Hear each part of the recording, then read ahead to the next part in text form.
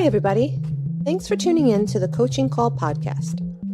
On this podcast, we'll cover various types of coaching by trainers in sports, martial arts, fitness, and business. We'll discuss each coach's methods to getting the most out of their respective athletes or clients and how they attempt to change the platform in which they coach. Join us on a fun adventure as we discuss unique coaching styles. Coaching is a universal part of how we get others to get something done. Join your host, Rafael, and his guests on this unique journey in coaching. Hi, I'm Sifu Rafael, and this is the Coaching Call podcast. If you enjoy this episode, please subscribe and leave a review. This episode was made possible by listeners like you. Dr. Albert, thank you so much for being on the Coaching Call. How are you this morning? I'm excellent, Sifu. Thank you so much for having me. Oh, it's my pleasure. I'm very excited for this interview, actually, more like a conversation, if you will, because I want to get to know you a lot deeper, a lot more. So I'd love to start. This is the way I get to know people a little bit. Where were you born? And then the other question on that one is, who influenced you even before the age of 10? Well, I would say I was born in New Jersey, born and raised Elizabeth, New Jersey. Now I live in Linden, New Jersey, my whole life. The person I think had the biggest influence on me as a child was my paternal grandmother, on my father's side, father's mother. I would say for the first, most of my childhood life, she was one that kind of believed in me, encouraged me to succeed and to move forward. So she was like my major influence. Nice. So New Jersey, are you still in the area? Yes. Yeah, I spend some time here, and then I also go to North Carolina too. The Outer Banks area. So I spend a little bit of time, usually like 4 months in North Carolina, 8 months here. So Nice. So interesting. I'm in New York, right? So we're basically neighbors. yes. Yeah, my agency office is actually in Manhattan. Okay, very cool. So, and we're going to get into the agency stuff and everything else. I just want to know about your childhood. Tell me about growing up. Tell me about the kind of friends that you ran around with, or the schooling that you went to. Tell me a little bit about that.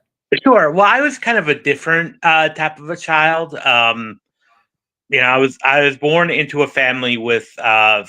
I have three brothers, one sister, so there were five of us. Right. I'm the baby.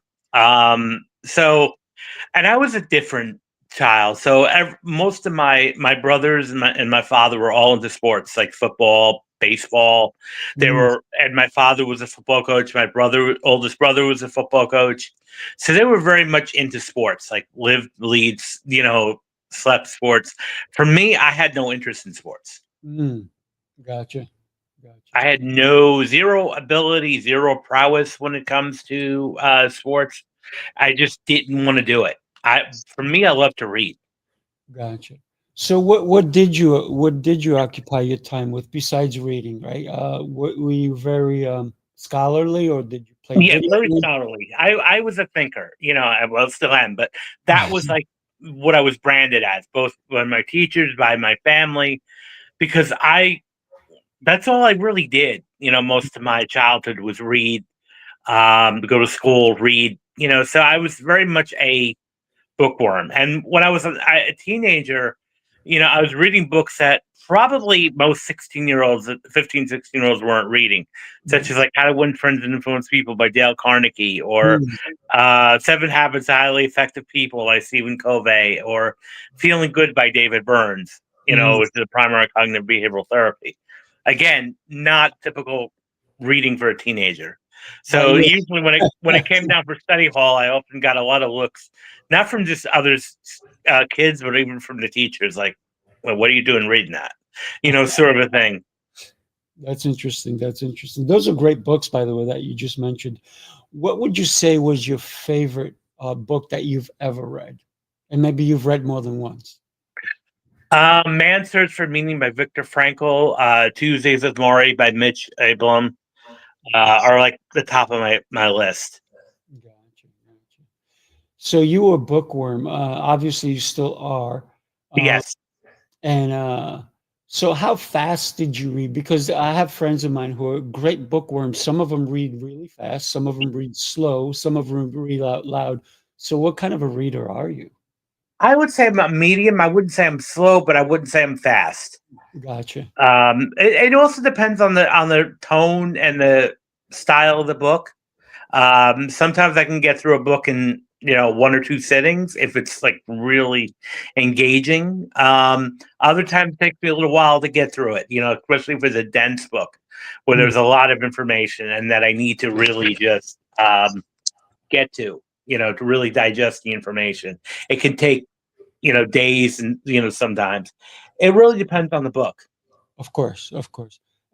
So it sounded to me like you were reading kind of self-help books and books to nonfiction books. Did you also read fiction books? A little bit, not much.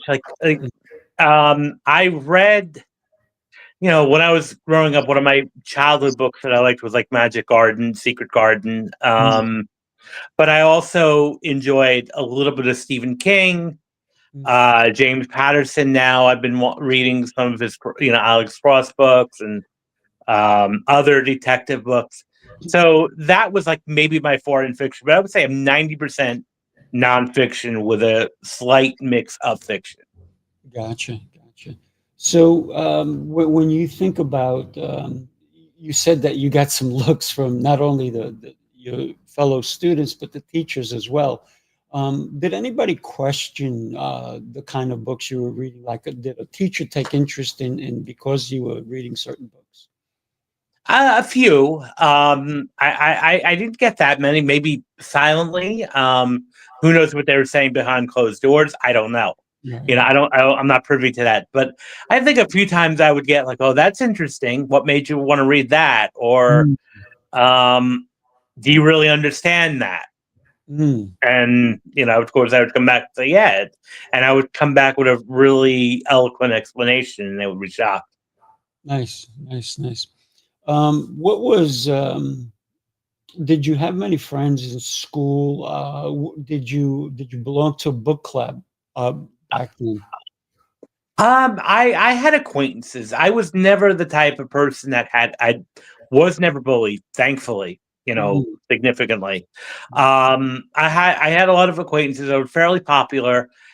I didn't really have that many friends because I really didn't know how to relate to kids my age because being the youngest of five, I kind of grew up as, the pseudo adult where I would hang out with all the adults, mm, for like most of my kids would peers would be hanging out with their friends. I'd be hanging out with the teachers. I'd be, at family events. I'd be at the adults table, right. having a conversation like adults. I was very much ahead of my years, and so I really didn't know how to identify things. But to answer your question, when I was definitely in high school and college, I was involved in so many organizations. We Mm, really didn't have book clubs, but like service organizations, debate club, drama club, all mm, of that stuff. Kind of, I was involved in community service, Kiwanis Club, Key Club, Rotary Club, all those types of organizations I was part of. So I was very active in extracurricular activities in high school and college. that's incredible. Talk to me about, obviously, because I think the drama club probably had a big influence on your life. Uh, talk to me about that, and how did you even get into it? What was the moment that you said, I need to belong to this club? I was like at the point where I was checking out every club. When I was in high school, I was like, let me just check this out, and I just felt so at home, and it's going to lead to later on because just being around, these students that were mainly, theater oriented or theater interested were really what gave me fuel and where I felt I really belonged and felt seen, I Mm, think.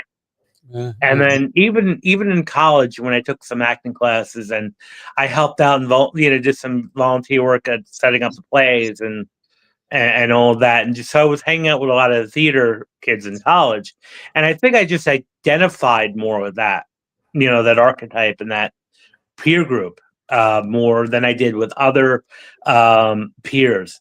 So I definitely kind of started. It didn't really click, but I realized I fit in more with those types of people, Right. like the theater and creative types, than I did with other kids my own age. Because again, I had zero interest or really prowess and abilities. Like I couldn't necessarily really do well in sports. I mean, because my family, of course, being that I'm a male, my father and brothers tried to suit me up in football gear and baseball gear, put a bat, or a glove, or put a helmet on me. I couldn't do it. I just couldn't. I had no interest, or really the ability to do it, or the patience, that was really required. Because initially, of course, being in a traditional male family, they wanted to toughen me up, Right. quote unquote, toughen me up, Right. which I can understand. This is in the 80s, so it's a little different now. Right. I just couldn't do it. I had no interest in it. Mm. And one story that I was told, I don't remember this consciously, but my father couldn't figure out why wasn't interested in it, because I kept saying I don't want to do this. Mm. And I think my father said, well, what do you want to do? And I turned around and said, I said to him, and this is what I was told: I don't want to play on the team. I want to own the team. Ah, there you go. And that kind of, I think, from that moment on, no longer did they try to convince me at this point, Mm. to play sports. I think that was kind of like loud. They heard it loud and clear. That's pretty well. Ambition, right? Even at that young age, thinking, Mm-hmm. of, yeah, I don't want to play. I want to own the team and basically almost tell them what to do. Exactly. Did you ever So, consider coaching because of that statement? well, I mean, later on, I don't, obviously, I'm more of a conservative, of more of a mindset than Mm. because I have no, I like prowess, but there is, as you know, a strong mental component to sports and Correct. athletic performance, and I so I can mean, definitely be strategy. qualified to do that. Yeah, like Like the strategy and so forth, right? yeah, well, your mindset, your how your self image, all that plays a role into your performance on the field. Correct. Correct. Correct. So in college, you're hanging out, and you call them archetypes, right? Uh, Hmm. Tell us what does that, because I have a communication school, so we do go into archetypes of different voices and different venues that we take. What did you mean by that? I guess what I mean more is like structured personality types, Mhm.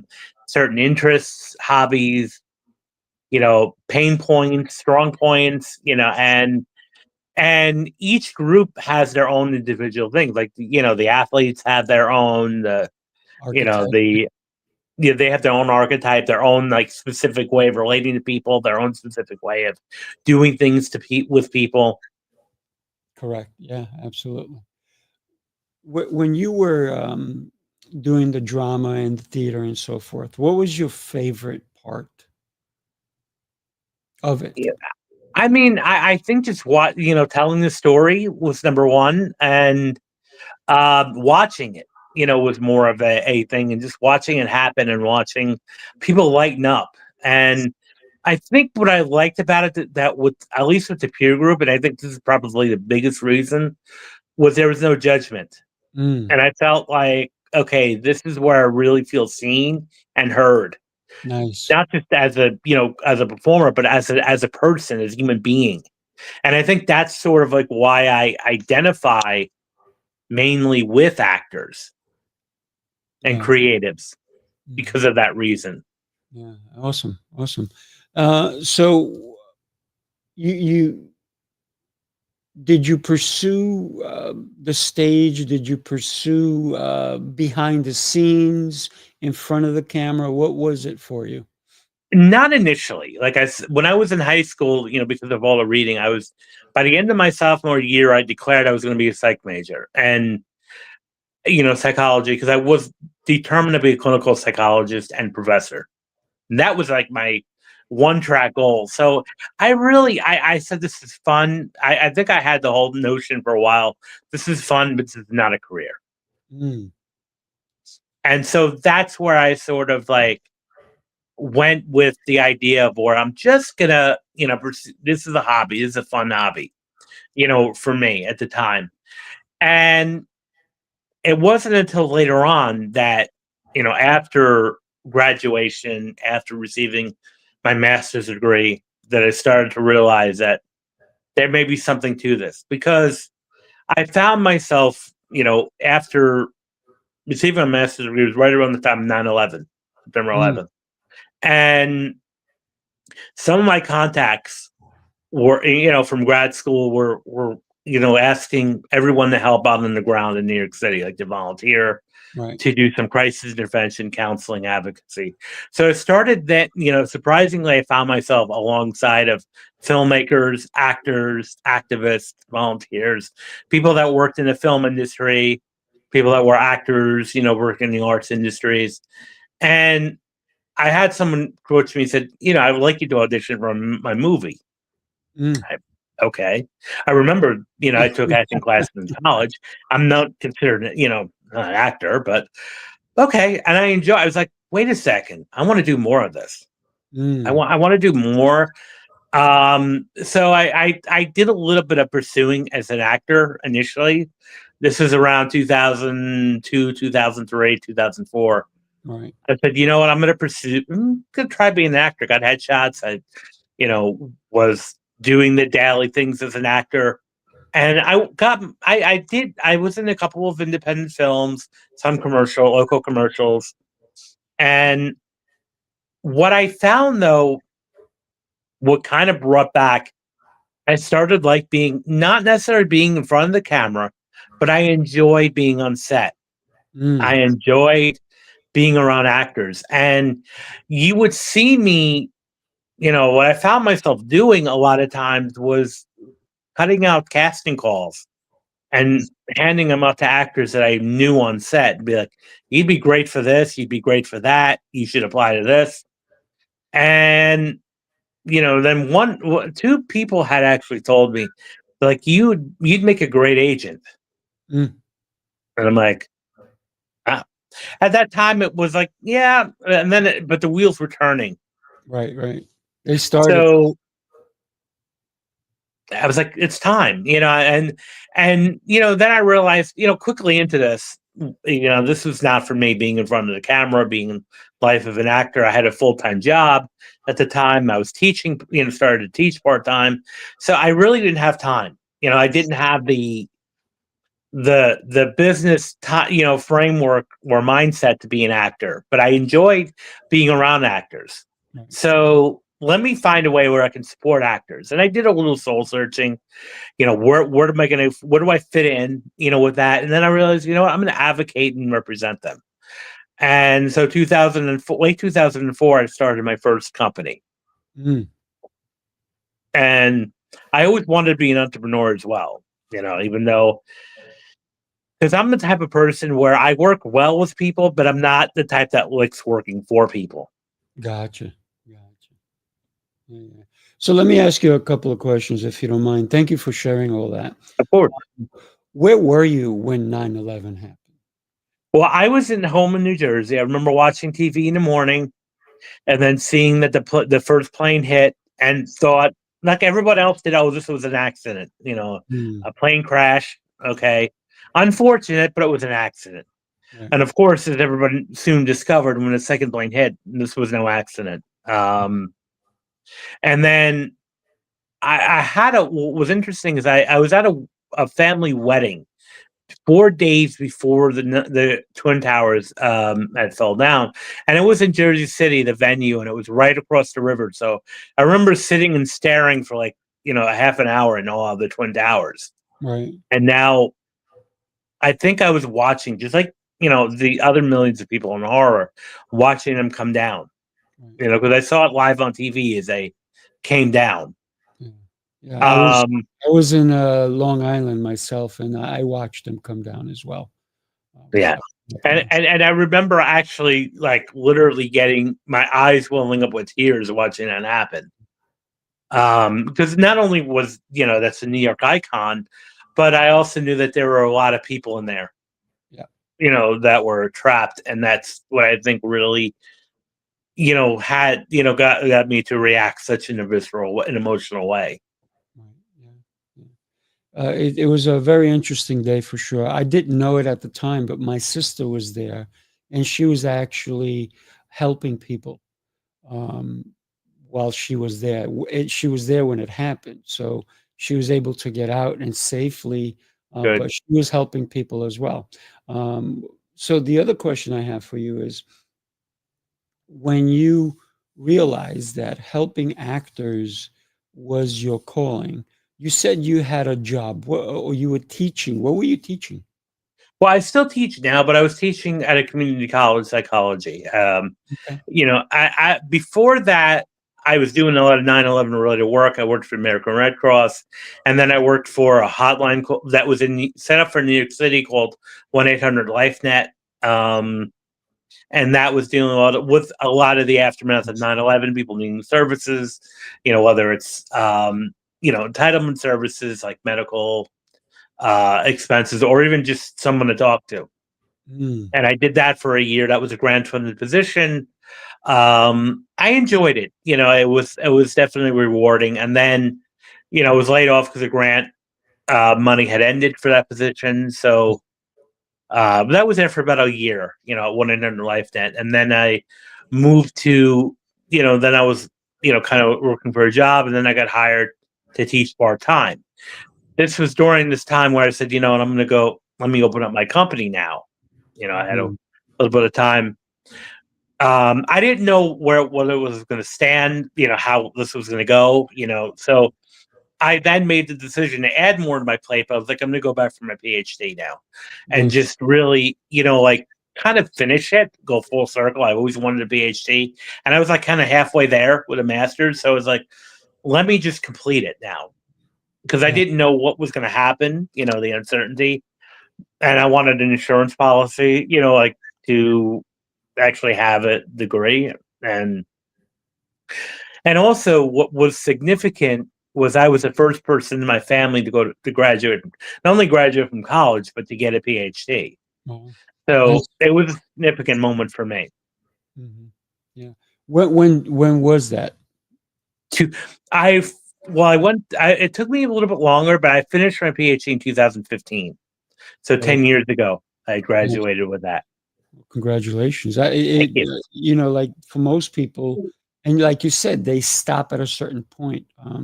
So even like my sisters, they have PhDs and so forth. And one of my sisters was just about to get hers, and then she took a year off. I was like, "Oh, you gotta finish. You gotta go for it."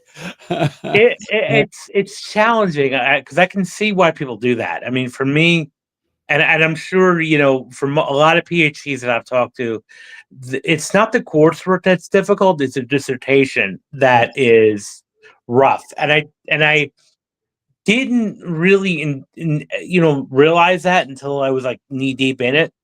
Because I excel through my coursework, because again, the thinker in me, Mm, was really um doing research papers, course papers was absolutely amazing for me.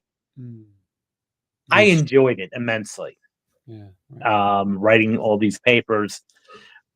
And I thought, okay, well, the dissertation is going to be fun for me, and it was initially in the beginning until, it was all these revisions and all these back and forth that was like really getting under my skin. Mm, And when I was when I started a PhD, I had a relatively fewer obligations. In the middle of this all, I was hired where I was teaching at the time full time, mm. which was an amazing honor. You Right.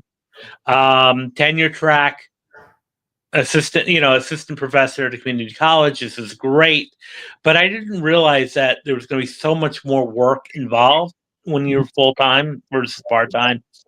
Because typically, when you're a part time professor, you just come in and you teach your classes and you leave, and that's it. Right. When you're full time, not only you have to have office hours, you have to do a lot of projects and committees for the college. Mm, So there's a lot more extra time involved mm, in there than just teaching classes and leaving. So, in addition to this, running a business, it was challenging. mm. Yeah, because bigger commitments, right? Yeah. Absolutely. So you talked about you opened up your first business. Tell us where you opened it. Did you do it out of your house? Did you rent a place? What was that? What was that like? In the beginning, I just ran out of my house, for the first few years. Um, and I think around 2000, late 2007, in my town in Linden, New Jersey, there was a lawyer who was looking for an extra person to share an office with, share one of his offices. So I took that, and I was there for about 7 years, and I operated the agency there in an office. I wanted it to be more professional because, it wasn't a good look to say, hey, actor A, come to my house, for a meeting. Wasn't exactly, especially being, especially if it was an actress, for security reasons, it wasn't a very good look. So I was often would find myself like meeting with actors in Starbucks in New York City or something like that. Mm. Wanted a more central location. Now I did for a while in New Jersey, which worked okay. It gave me a little bit of legitimacy. But then in 2014, I said, you know what, I really have to move into the city, into Manhattan. And that was a challenge too, a little bit of juggling I had to do to find affordable rent because It's most crazy, of man. the place, I'd say 95% of the places I looked at, when, they told me their rent, I was like, there's no way I can afford that. So I found myself, getting a private office, and I still do, in co-working spaces. And that was a little bit cheaper, more economical for me. So 2014, I moved to a company called Regis, which does like short term, short and long term. Regis is great. Regis is great. Yeah. I loved it. I loved it. Now I'm at WeWork.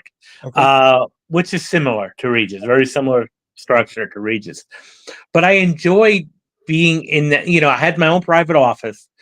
But I will tell you, the legitimacy of being in New York City, having a New York City address as a talent agent, made a huge difference, in the credibility and the game changing work. So, yeah, I mean, it's interesting because since COVID, I've been less and less in the office, but working a lot remotely or from home. Yeah, that makes sense. Um, because a lot of actors are now um, probably even doing interviews online, right? Yeah, well, I mean, from like the good part of our year, especially from 2020 to 2021, early 20, everything was on Zoom. Everything, like we had meetings, we had, interviews, actors were auditioning on Zoom and sending in self tapes. So, and nowadays there's still most of the auditions an actor is going to do is going to be virtual, not real, not in person. Because prior to 2020, if you wanted to be an actor in New York City or New York, you had to live near New York or be in New York because there were auditions all the time. Yeah, yeah. Wow, interesting. So you, how did you break into, you told somebody, hey, I think you're good for this part, you're good for that part. How did the industry accept you? How did you didn't, they didn't know who you were. How did you Well, finagle that? yeah, I mean that was something I didn't really budget in, and might have been a more of a, be honestly, maybe not a properly planned thing, because most people when they work, at least as an agent, what they do is they start off, working as a, an assistant or an intern, Mhm. at a New York agency. Then they work their way up to junior agent, to maybe, a full-time agent, and then they break off on their own, after a few years. It's like Right. similar like a real estate, person would do, or a real estate agent would do. Um, I just decided I'm going to go right into this do it all alone. Yeah. It took a while. It took social proof. I need to really demonstrate that I know what I'm doing. Right. And also I had to kind of break through the traditional, I almost want to say like a fraternity and sorority like structure. where it was like, okay, there were these timers, and really the in club, you had to really be in the know. And it took me a while to break into that. And I think what started happening was social proof. Like I would send, they would call in an actor they knew, and the actor would book the role. Right, And eventually, I think they started to see, okay, well, this guy represents some good people. Let's give him some more appointments. Let's nice. give him some more time. But that took years to cultivate. A lot of times, these relationships. Mm-hmm. What was your big break, would you say? So 2013, I found myself in a dire situation. So I was in a tenure track position. I found that I wasn't getting tenure, which meant, and now I had to, I was on a crossroads here because I was still a PhD student. Do I look for another teaching job, or do I double down now and really focus on the agency? Because I'll be honest with you, when I was working full time, I still had the agency. It wasn't doing well because I didn't have enough time to devote to it. I just simply didn't, and I didn't really have the resources to hire someone to take over for me. So it wasn't doing very well. Now I was like, okay, well, I have a chance now to either make it or break it. So I started doubling down really heavily. And the one thing which is going to lead to mindset, which is I started acting as if I was a professional agent. There you go. That's the way to do it. And that I have dedicated. I can tell you, straight up that's what worked. Mm-hmm. So I started to meet with actors, and maybe if this happened about a month before the biggest break, I started telling people, yeah, I book people in primetime TV. I have clients working in primetime TV. It was a little bit of a white lie, but, at the time. But I was like, yeah. And I started acting, like that and speaking that out into existence. And then in late April, there happened to be a role on SVU, Law and Order SVU. They were looking for a client who was a theater performer who was masculine but liked to dress in drag. And I happened to have that person, a client who did that, and sent them in, and they booked the role. So, that was my biggest break, because it was a primetime guest star on SVU, and so that was real. And then about a week later, I had booked someone on, a show called Royal Pains, and then another person on Law and Order SVU, another episode. So it was like 3 TV bookings in less than 2 weeks. Nice. So that was like, okay, now I feel like an agent. Yeah. No more pretending. Now I can really say I'm an agent. Right. And though then everything just kind of snowballed from there. But the biggest thing is mindset. And that's why, I think I became so interested in this work, because the moment when I switched and said, because it used to be like, yeah, I would. It's interesting because if you asked me what I did, tell me about your company, I would have always said, I don't even know how I described it, but I was very hesitant. I was like, I didn't like to tell people I was an agent. And of course, now looking back into it, I'm like, that's why my business wasn't doing very well. Yeah. You have to believe in yourself for sure all the time, right? And even when they say, when you dream big, dream as if it's today. Yeah, no, and that's what it's the whole philosophy is: act as if it's happening, or act as if, even if it hasn't yet. Right. And that worked for me. It was a game changer, for me. Absolutely. So you are currently you're using WeWork. Where because with WeWork you can probably have several different locations if you wanted. Where is your main location? My main location is Herald Square, 500. It's like right on 7th Avenue between 37th and 38th. Nice. It's one of their biggest locations in Manhattan. And then one of their newer ones.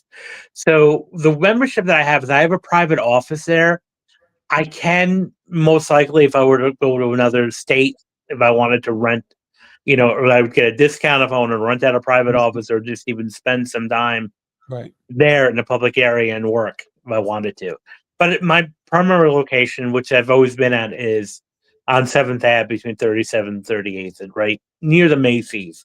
Yeah. Right. Because it's so easy for you to get to from New Jersey. Yeah, because I take the train in.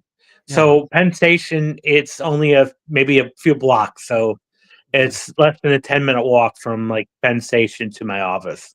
Yeah, it's incredible over there. We do an event called New York City Experience, and we take people to different rooftops and areas, and we have brunches and excursions and all that that happens. We're actually having our next one December 6th and 7th. We'd love for you to be part of it. Yeah, well, let me know. I'd love to come. Yeah, we'll talk further after the show. But let me ask you. You said at one point that you kind of like stopped going into the office. Do you go at least once a week, twice a week? It depends. A big client meeting. How do you handle that?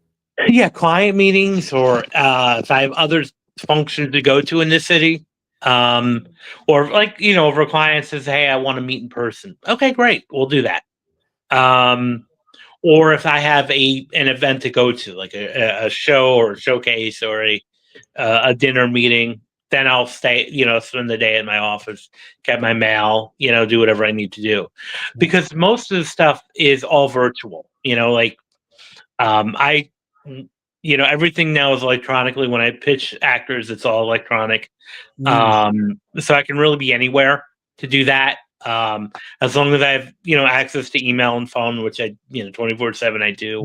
Right. Everything usually now is, most of my communication with casting directors and producers is email and electronic. I mean, sometimes some phone, but so technically I really don't. I mean, I have to have an office to be and to comply with New York City law as an agent, Right. to be an employee, because that's what I really am, as an employment agent, classified as. So I have to have a physical office location. If we didn't have to do that, I don't think we'd even have it. Most agents wouldn't even have an office anymore. Right, because everything is digital. Digital, yeah. So with that in mind, are you only booking New York City events, Jersey events, or you're booking across the country?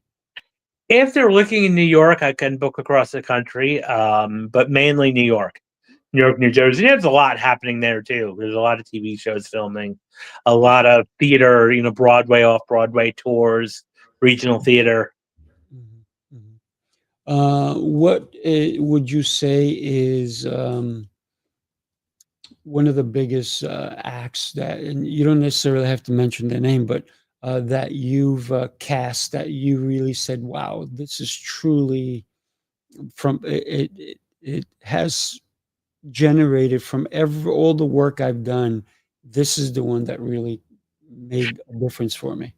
There were two in 2022 that really stood out for me. One was, I secured an actor on Broadway for the show 1776, which is a Broadway revival.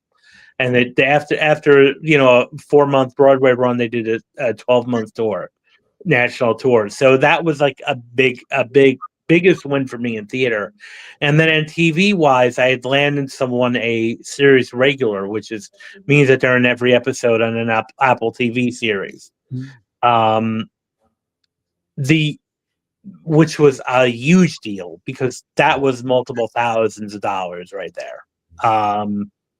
Because it was a full-time, production. Now there are a lot of variables outside my control, because, for instance, that series only lasted one season. That was canceled by Apple. So, but initially we had signed a 7-year contract. Where I would have made, even myself, just on commission alone, 6 figures from that, if it would have stood to fruition. If it went all the way through. So when you do book somebody, do you still get to go to the set and hang out with the actors and Not, no, due to security, no. not anymore? The only time I may be able to do that if it's a kid, like if I want to do like a set inspection, if it's a minor, but most of the time, no, because of security reasons. Very rarely. I mean, now if it's a show, we'll go to usually opening night, or to see them in the audience, at least during the time. This is, support work. Gotcha. So you just brought something up. So, what ages do you work with? I do work with some kids, only a small handful.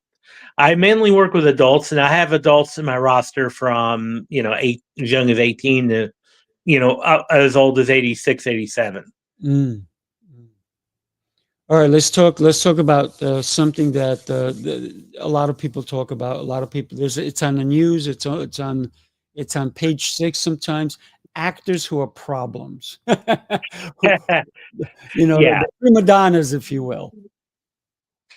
Absolutely. Well, I mean, one of the things I look for when I secure an actor is usually I'll have like 1 or 2 meetings. I may like their talent, but then I need to have at least 1 or 2 one-on-one meetings with them before I will consider working with them. Because I need to see how you relate to people. Because part of my reputation as an agent is not just finding people who can act, but are you going to be difficult on set or on stage or in backstage? Are you going to be difficult? Because that's going to make me look bad too. Right. That's going to be a negative reflection on me if I send somebody who may be a great actor, but they're, a nightmare on set. Right. Yeah. Right.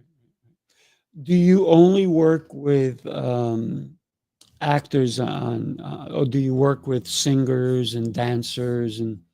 Mainly actors, unless they do Broadway, like musical theater style. I don't work with like recording artists or, concert or cabaret singers, unless they're doing like musical theater. But that's like only in a theatrical sense will I work with a singer. Because I'm not a music person at all, and I'm not qualified, to do that. I would refer out, somebody who's looking for. Let's talk about that. Refer out. When you refer out, do you, as a business professional, do you get referral fees? Do you also have people referring to you? How does that work?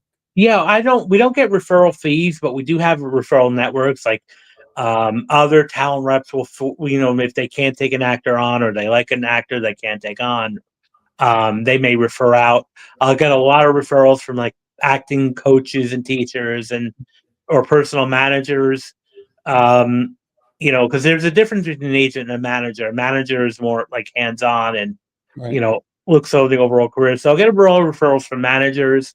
I get a lot of referrals from acting teachers, acting coaches. I'll get sometimes referrals from business coaches even. But like I have this actor that's great. And then other actors on my roster will refer their colleagues, their friends, and they'll be like, I have an acting friend who I think, would be great. You'd be great, would be great for. So I get a lot of referrals that way. Very cool. Very cool. Let me share this with you and then we'll be right back. You followed the rules, tried the restrictions, counted the carbs, the steps, and the failures. You're not lazy, you're exhausted from doing it all without real change. What if the problem isn't you, but the plan?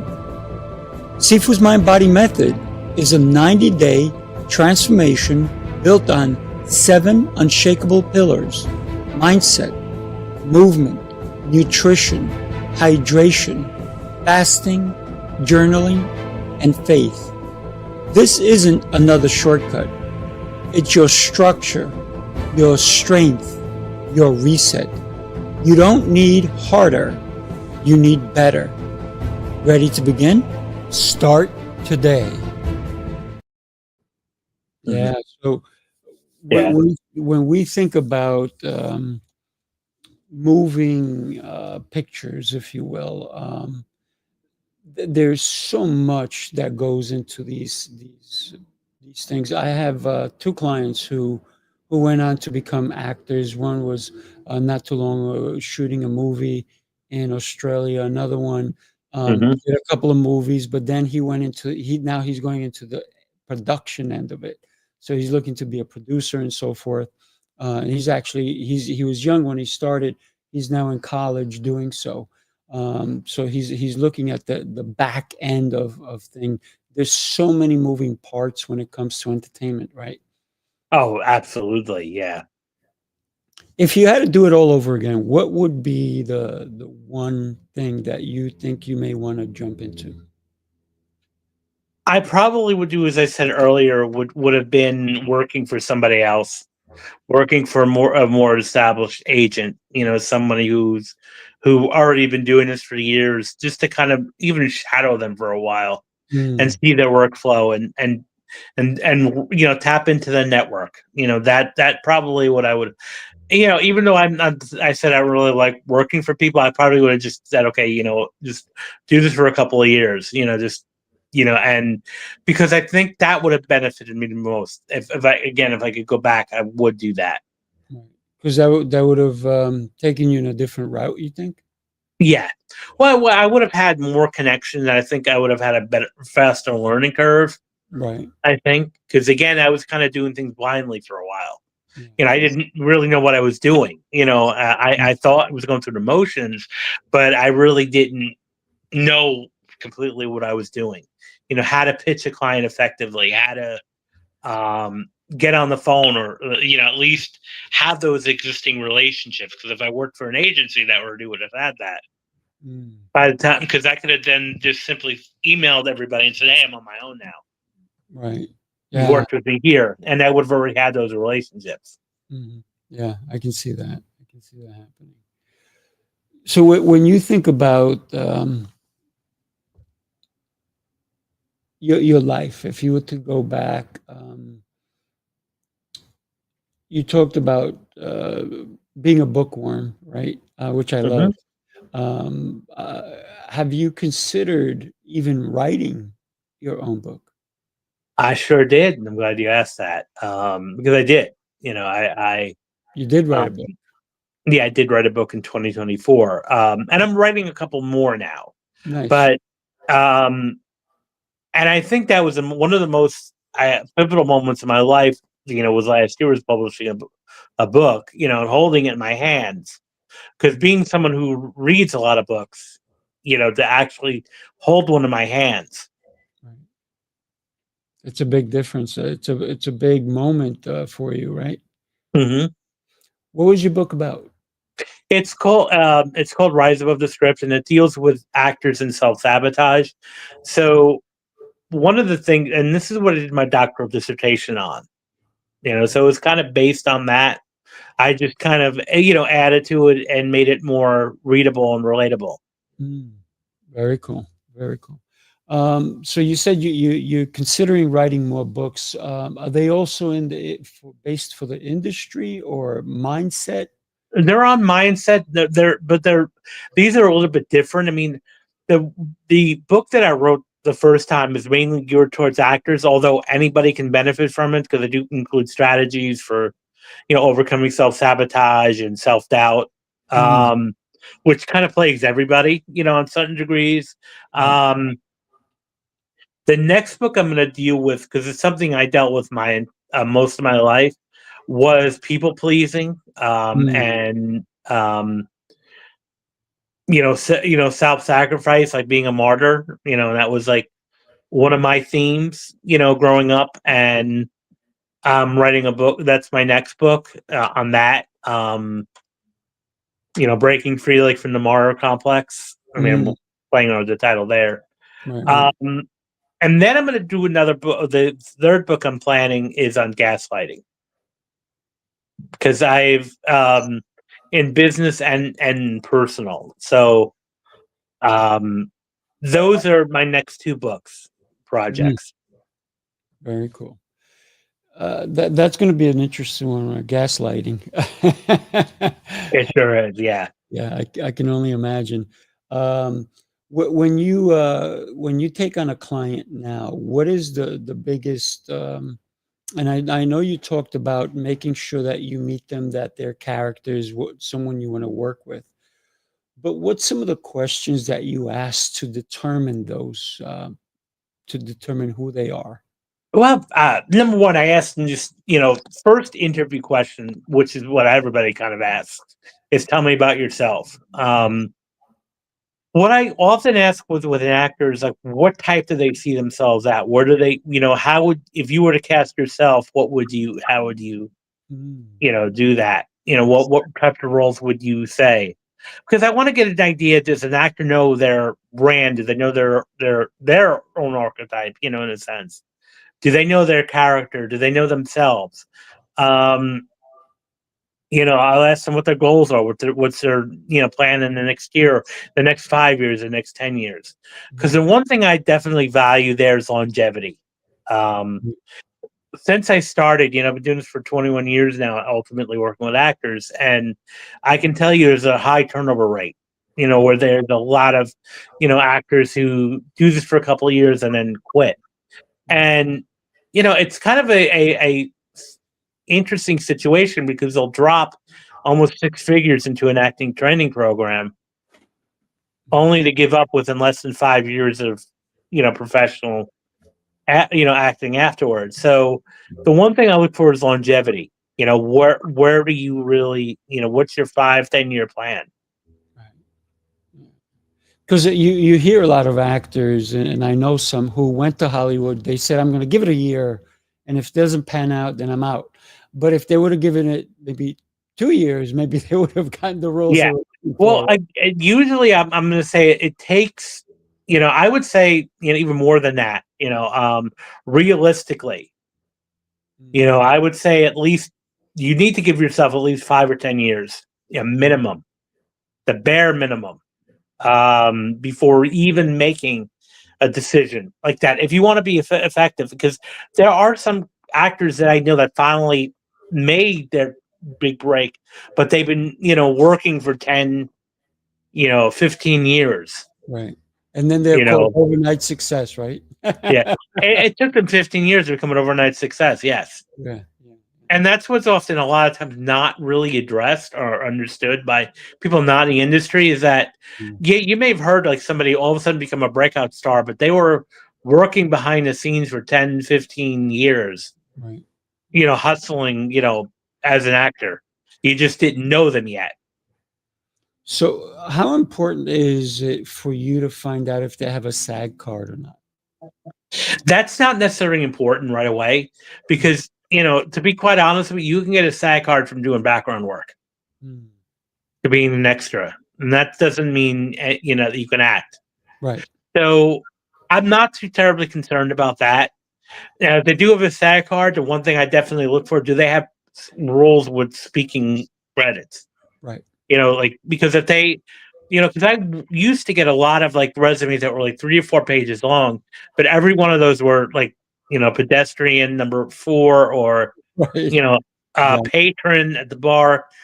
And while that is important to build experience, and a lot of SAG actors do that for insurance, I get that, I understand that, but it's not acting.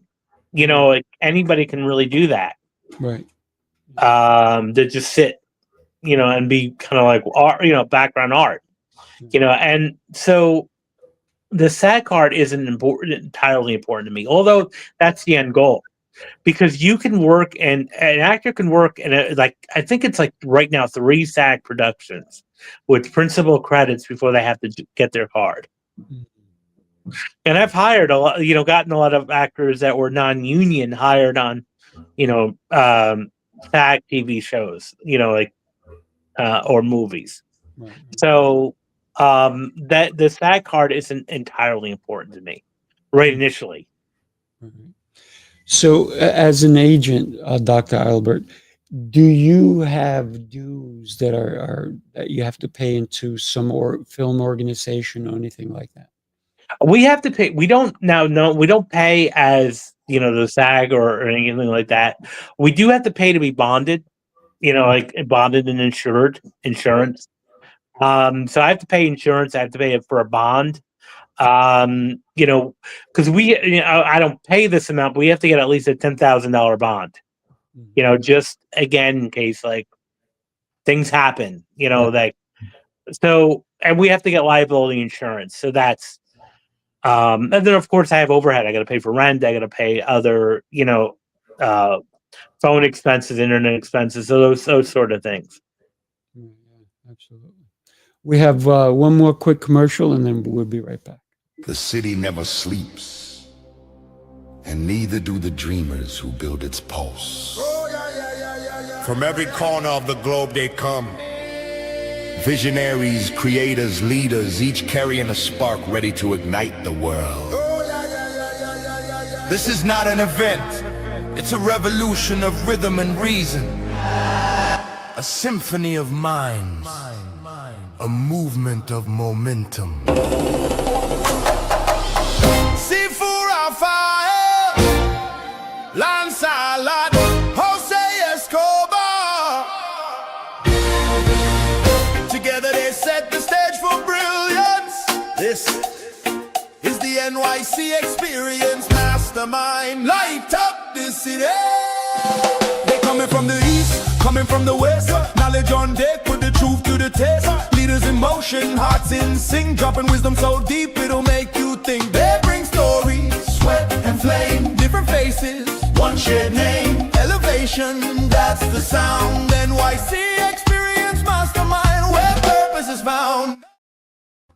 That's what we're doing. Yeah, that's pretty cool. I like that. Yeah, that's what's happening December 6th and 7th. So anybody who's interested, I'm going to throw a QR code up on top. You can always take your phone and just check it out. Go to the website. Yeah, go for that. Absolutely. Yeah, it's going to be so much fun. We just got a new speaker this morning, Big D, and he's a profound speaker. So we're excited for that as well. That's amazing. And you know, and that leads me to another point too, as masterminds and getting with a good crowd and a good tribe. Because success as anything as entrepreneurs and actors really determined based on, you know, the company that you keep and who you associate with. Right. Yeah, absolutely. So something changed here. That's not what I meant to do. So when you think about red carpet events, is that important for you to go to them? It depends on the caliber of it, because really anybody can rent a red carpet, and an organization can rent a red carpet. So not necessarily. I mean, it's nice to do it if it's a national scale or really good award ceremony, but no, I don't. You know, I don't look at it like that. I don't. I mean, that's a nice metric to have, but again, it's, are you at the end of the day doing what you love? Are you being successful? So the red carpet is a bonus, but I don't think it should be a necessity, you know, for anybody really. Yeah, gotcha. I fully understand that part. When you start looking at getting an actor for a role, what are the things that you look for in the role so that you understand which actor that you want to present? Because if you present an actor that's not going to really fulfill that part, that company may not want to work with you, right? Of course. Well, constantly bringing the wrong people. Yeah, well, because it's like, okay, then I'm just shooting spaghetti against the wall and seeing what sticks, which is not what anybody wants in a talent rep. Particularly, like, you know, I'll look for the type of role, what's the heart of the role, and, you know, like if it's a cop, you know, can that actor really fulfill it? Can I see them really being a cop? Or are they too soft? Are they too, you know, not realistic? Or if they're playing a doctor, you know, I'm not going to submit a blue collar guy or gal for a doctor. You know, that's just not gonna work. They may be the right age and type, right age and ethnicity, but that doesn't mean, you know, can they fully play a doctor? You know, like, and you know, I'll even use my imagination. Can I see them playing a doctor? And you know, one thing I like when I pitch actors for roles, one thing I like to do, kind of say is like, it's about quality, not quantity. And, even if I just have one person, or sometimes I'll get a request and I'll say, like, I'll be flat out honest with the cat, I don't have anybody that matches that. Like, I'd rather have that than say, oh yeah, I have 5 people that I hope, cross Right. my fingers, because that's not going to look good. Because Mm, my job is to make their job easier, correct. Yeah, that makes a lot of sense. A lot of sense. not harder, so I don't want to do that. Mm. Dr. Albert, I want to thank you for a great conversation today. I really, really appreciate your time, taking the time to being on a coaching call. Of What I course. love, what I'd love right now is to get people to connect with you, to reach out to you. What could they expect when they go to Albert, your last name, right? Yeah, Brahma. Abramante.com. What can they Right now, you're gonna see right now we're under construction, but you're gonna see like my some recordings that I have, meditation recordings that you can buy, and then it's gonna have a link to my socials and a little bit about me, and that's pretty much what you'll get. And it's really way to get in touch with me. So and feel free to reach out. Yeah, absolutely. Well, thank you so much. Everybody make sure, listen, if you need an agent, I know a guy. I know a Thank guy. you, Sifu. Yes, sir. My pleasure. Do me a favor, hang out while we say goodbye to everybody. Everybody have yourself an exceptional day, and you need to share this show with somebody who needs to hear it, right? Maybe you did, maybe you have to hear it again. Watch the replay and hit hashtag replay, right? Let us know that you were here, what you thought of the show, what you thought of this particular episode, and then share it with somebody who needs to hear it. Thank you, everybody. Have an exceptional rest of your day. We'll see you next time. Take care.